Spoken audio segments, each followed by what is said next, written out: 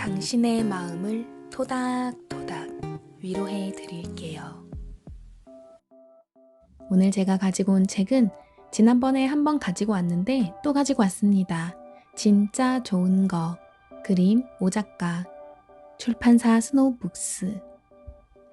책이 협찬받은 책인데요. 협찬하면서도 이거 후기 올리거나 이렇게 리뷰 안 해도 된다는 조건 하에 협찬을 해주셨어요. 근데 책이 너무 좋은 거예요. 그래서 제가 두 번째 가지고 옵니다. 298페이지. 본질에 집중하라. 삶이 재미없던 이유. 내가 하고 있는 게 도대체 뭔데? 도대체 왜 이걸 하고 있는데? 난 이 두 가지 질문에 답을 제대로 하지 않은 채 많은 일을 해왔다. 중요한 게 뭔데? 나는 진작에 이 질문을 했어야만 했다. 그렇지 않았기 때문에 뻘짓을 하게 된 경험이 너무 많다. 사소한 일부터 중대한 일까지 매번 그랬다. 칭찬을 받거나 혼나지 않기 위해 공부했다. 숙제이기 때문에 독후감을 쓰기 위해 책을 읽었다. 그냥 책을 읽었다면 참 재미있게 읽었을 텐데, 그냥 알고 싶어서 공부했다면 참 좋았을 텐데, 난 성적을 위해, 졸업을 위해, 취업을 위해, 성공을 위해 공부했다. 그러니 재미가 없었지.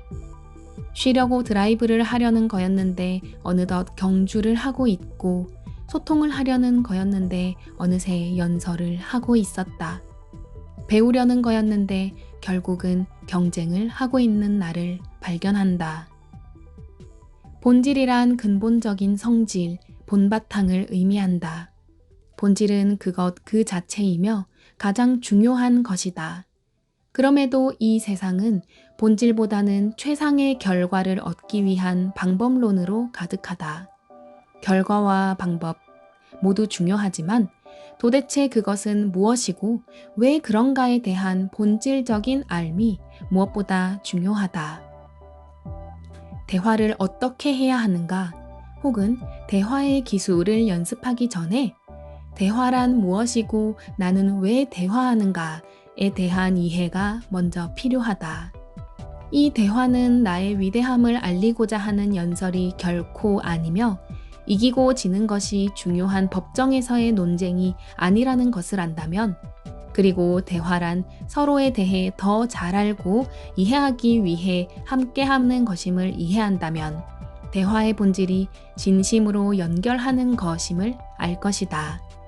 그러면 진심으로 듣기 위해 다가가 귀를 열 수 있을 것이다. 무엇이 가장 중요한지 자주 물어보자. 여행의 본질은 즐거운 여정과 경험이지 최종 목적지에 깃발을 꽂는 것이 아니다. 삶의 본질은 최종 목표를 달성할 그 언젠가에 있는 성공의 축배가 아니라 우리에게 주어진 지금 이 순간의 온전한 경험이다. 실패를 거듭해도 좌절하지 않기 위한 방법은 행동의 본질과 목적에 대한 이해, 그리고 도전 과제의 세분화다. 지금 하고 있는, 하찮아 보이는 이것도 전체를 위해서는 매우 중요한 과정이라는 사실을 이해한다면 부담은 내려놓고 최선은 다할 수 있다.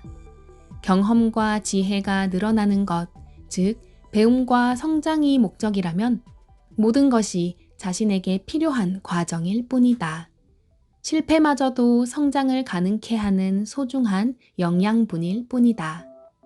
목적은 미션 클리어, 최고 혹은 성공이 아니라 성장이다. 단 하나의 수단에 불과했던 일상적인 활동에 목적을 부여하고 그곳에 주의를 집중함으로써 그 자체가 목적이 될 때 자주 성취감을 느낄 수 있다. 또한 만족감도 지속적일 수 있다. 그 어떤 것도 마지막 결과물이 아니며 모든 것은 되어감의 과정이다. 물리적 실체는 끊임없이 변화한다. 결과에 연연하지 말고 행위 그 자체에 주의를 기울이자. 행복은 행위다. 아리스토텔레스. 그림을 그리는 미세한 행위 하나하나에 목적을 부여한다면 완성된 그림에만 성취감을 느끼는 것이 아니라 캔버스의 변화를 만들어가는 매 순간이 황홀할 수 있을 것이다. 목적은 달성 여부에 있는 것이 아니라 목적 있음과 목적 세움에 있다. 생각이 미래로 이미 떠나거나 결과와 지금의 과정을 비교하는 것이 아니라 지금 여기에서 목적지의 방향을 알고 있는 것이다. 진정한 목표는 미래와 결과 시점이 아닌 현재 시점의 이정표와 같은 것이다. 어려서부터 학습으로서 정확도만 요구받고 지나친 레벨업의 압박을 느껴야 했던 우리는 결과에만 치중된 습관이 몸에 배어 있다. 과정 속에서도 최종 목표를 계속 손에 쥐고 있는 이에게 과정은 늘 아직이고 턱없는 불충분이다. 작은 목표들이 성취돼가는 과정으로서 경험을 소중히 여기자. 성장을 위한 노력은 필요하지만 더라는 개념 때문에 지금 갖고 있는 것에 대한 불만이 생기게 두는 것은 문제다. 더라는 것 역시 그저 방향성이 되도록 두자. 좋고 나쁨 또한 방향성의 개념으로 이해하자. 좋음과 나쁨의 막대 그래프에서 어느 위치에 있든 상관없이 어느 쪽으로 향해 가고 있느냐가 가장 중요하다. 아무리 나쁜 위치에 있어도 좋음으로 향하면 눈앞에 좋은 것 투성이다. 아무리 좋은 위치에 있다 해도 나쁨으로 향하면 온통 나쁜 것뿐이다. 무조건 잘 돼야 한다는 강박과 무조건 잘 될 수 있을 거라는 맹신을 내려놓자. 최선을 다한다는 것을 자신의 모든 에너지를 쥐어짜내야 하는 것으로 오해하지 말자. 어떤 일을 밤새도록 하거나 실신할 정도로 노력해야만 최선을 다했다고 말하지 말자. 최고의 위치에 오른 사람만이 최선을 다한 사람이라고 여기지 말자. 최선을 다한다는 건 자신에게 주어진 상황에서 온전히 주의를 집중하는 것으로 충분하다. 그 과제가 무엇이든. 하루에 혹은 삶에 그 과제만 있는 게 아니다. 한 가지 일에 모든 에너지를 다 쏟아붓는 것은 최선을 다하는 게 아니라 지나치게 편협된 삶의 방식일 뿐이다. 우리는 밥도 먹어야 하고 잠도 자야 하며 운동이나 다른 일도 해야 한다. 최선을 다한다는 의미는 지금 여기에 온전히 주의를 기울인다는 의미. 딱 그거다. 오해가 만든 반응은 이해로 멈출 수 있다. 감정이란 생각에 대한 우리 몸의 생화학적 변화이자 반응이며 우리가 진정으로 이해하지 못한 것에 대한 반응이다. 이해가 안 돼서 적절하게 다루지 못했기 때문에 감정을 통해 발산된다.